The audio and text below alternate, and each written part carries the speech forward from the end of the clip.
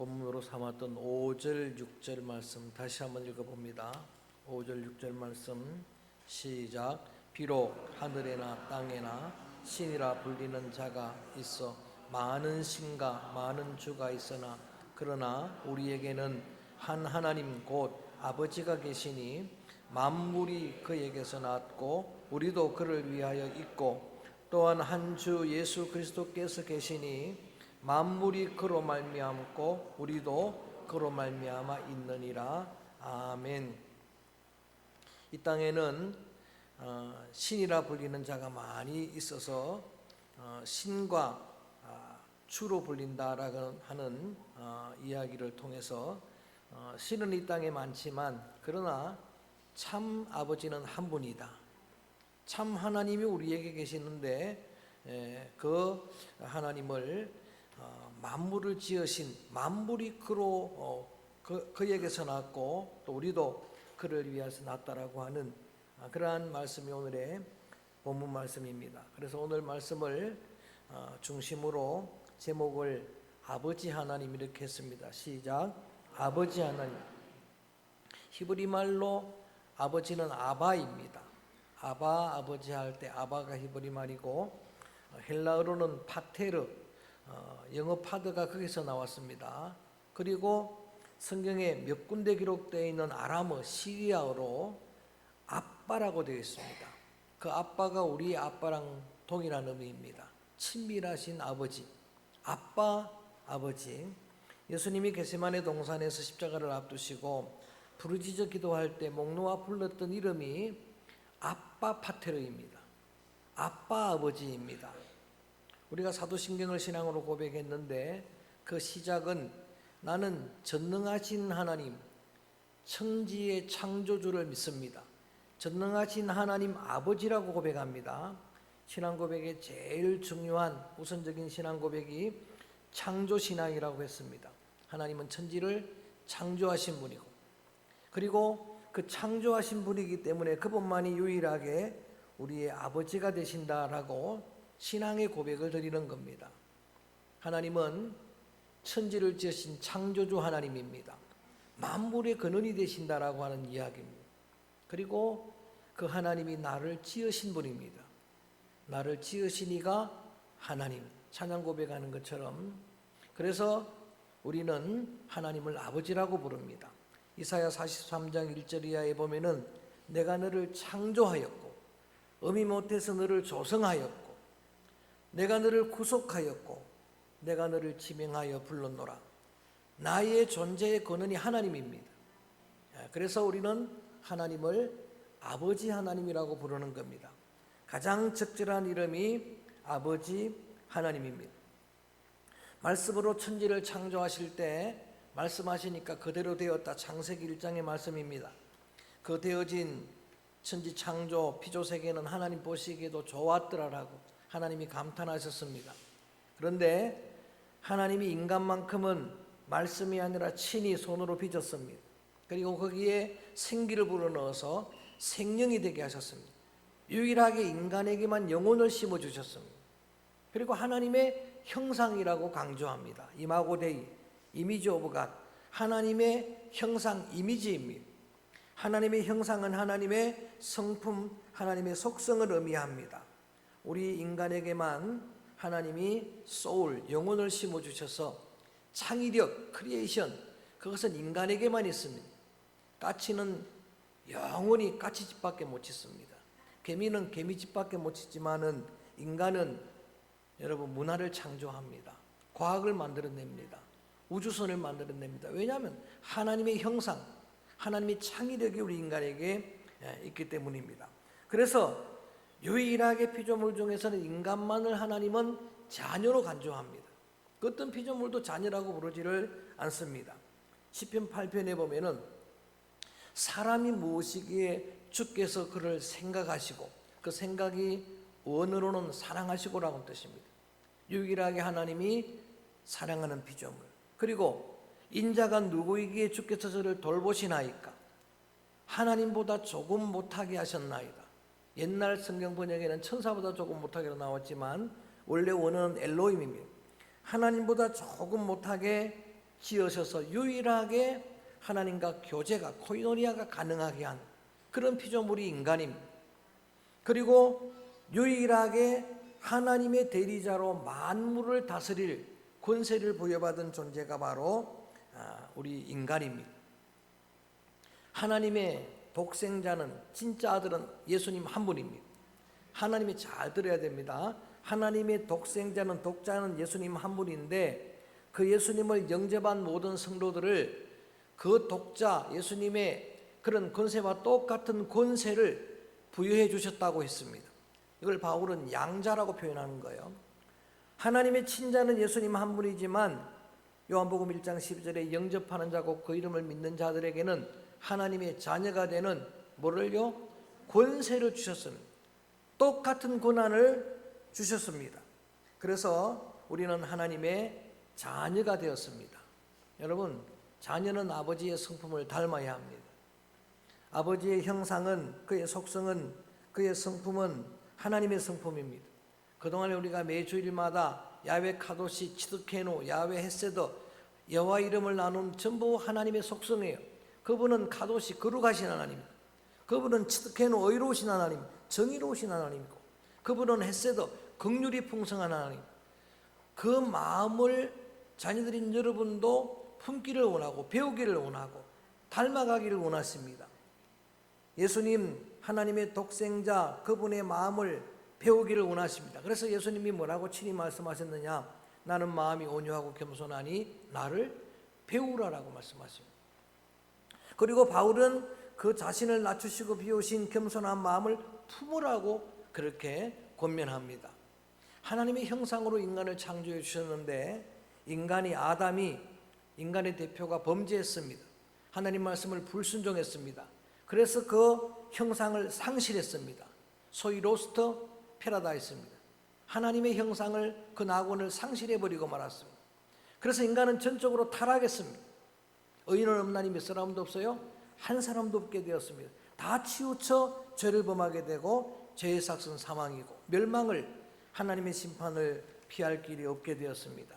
그러나 예수 그리스도 그분이 오늘 기도자의 기도대로 우리를 위해서 십자가를 지심으로 그 보혈로 구속해 주셔서 잃었던 하나님의 형상을 회복해 주신 줄로 믿습니다.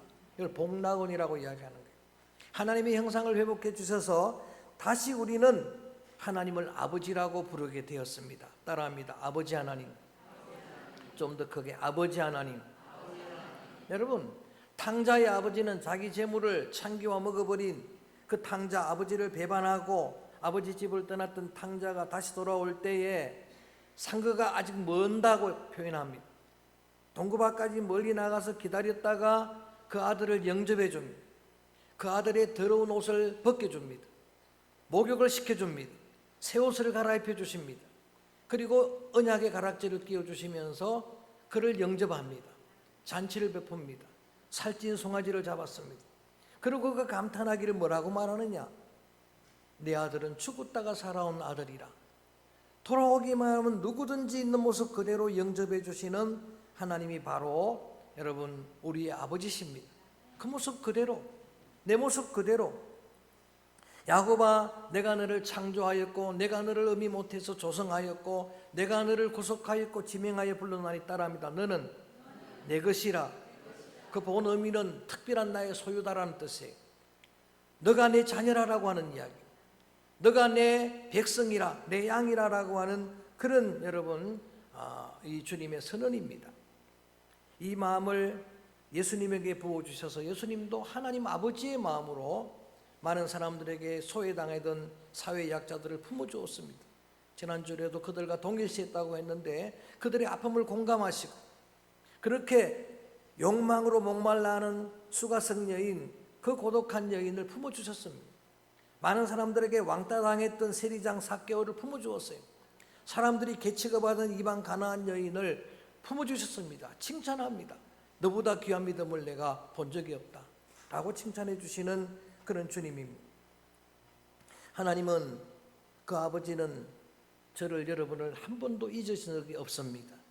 지난 63년 동안 저를 한 번도 잊은 적이 없으신 하나님입니다. 이사야 49장 14절 이하에 여인이 어찌 그 젖먹는 자녀를 잊겠느냐? 자기 태선한 아들을 긍휼히 여기지 않겠느냐? 혹 그는 잊을지라도 따라합니다. 나는 잊지 아니하리라. 내가 너를 내 손바닥에 새기고 너를 기억하리라. 이게 바로 하나님 아버지십니다. 여러분, 다윗이 자기를 배반한 아들 압살롬, 아버지를 배반하고 쿠데타를 일으킵니다. 아버지를 죽이려고 하던 아들, 그 압살롬이 하나님의 심판을 받아 죽게 되었습니다. 그럴 때 성경은 기록하고 있습니다.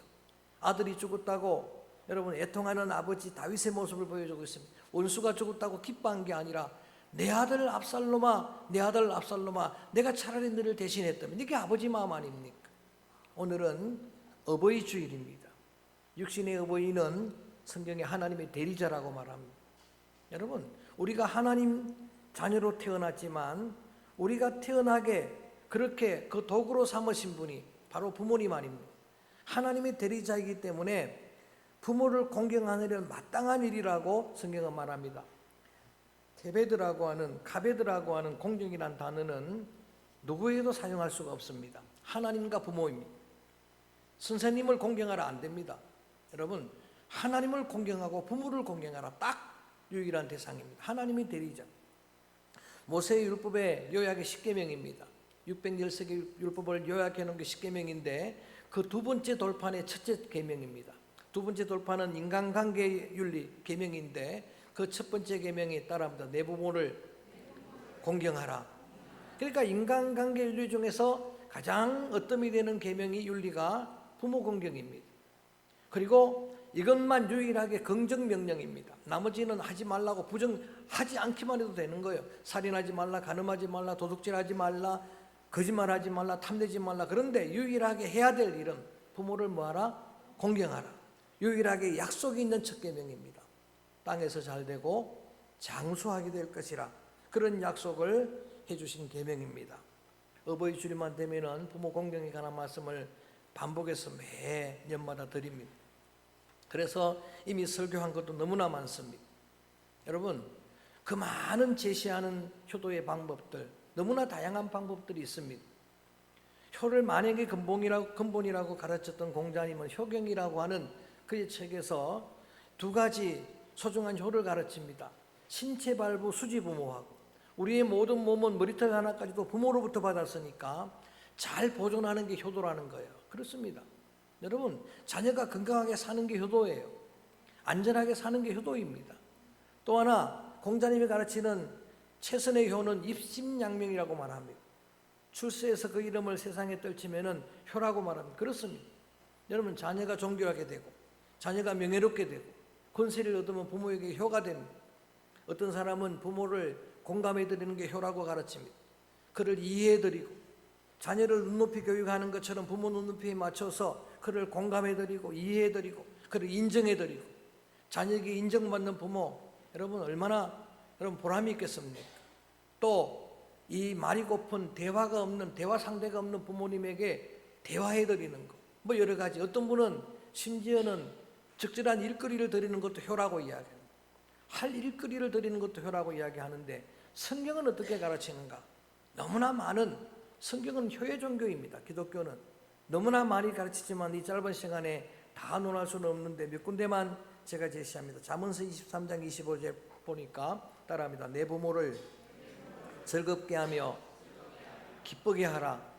여러 가지 많은 효 방법이 있겠습니다만 부모를 기쁘시게 해드리는 것, 그 마음을 즐겁게 하는 게 효라고 성경에는 가르치고 있습니다. 부모의 마음에 근심거리가 되지 말라는 이야기, 부모의 여러분 걱정거리가 되지 말고 감사의 제목이 되고 간증거리가 되고 부모 마음에 즐거움을 주는 그런 자녀가 되라는 이야기입니다. 제가 개척 당시에 잠깐 치매가 걸리신 어머니를 모시면서 교회를 세우고 개척했던 그런 기억이 있습니다.